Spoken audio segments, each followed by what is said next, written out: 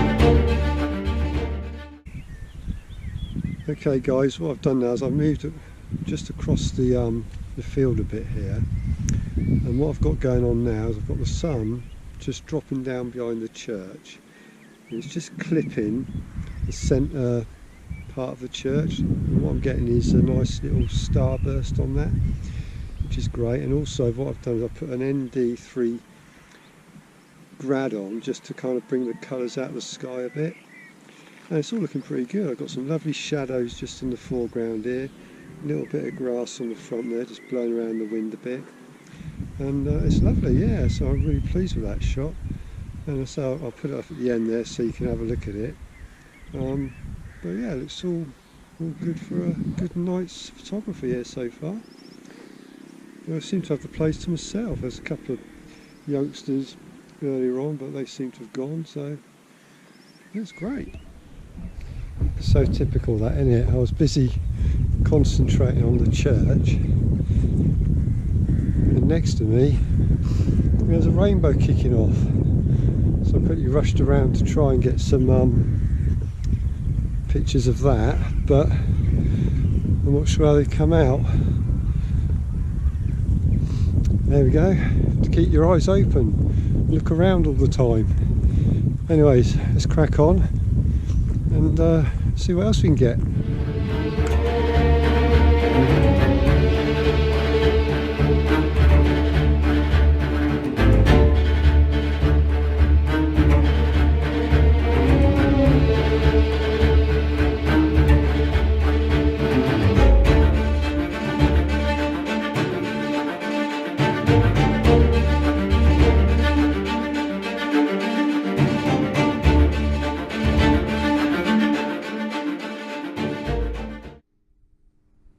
What I've done now is just gone for like a portrait style image. So you've got the grass here in the foreground, you've obviously got the church, and then you've got the sky above it, and just above here, up there, it's lovely pink, so I've just tilted it up, so you've got a lot of the sky, it's just that sky turning pink, and it looks pretty good.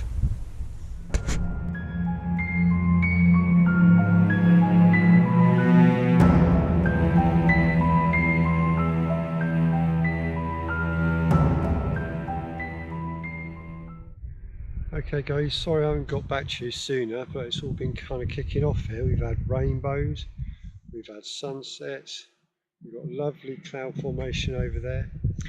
What I've done is I've taken no exposures, just a couple of normal shots with a polarizer on, and an ND filter, graduated filter, sorry, just to bring out the colours and the textures in the sky.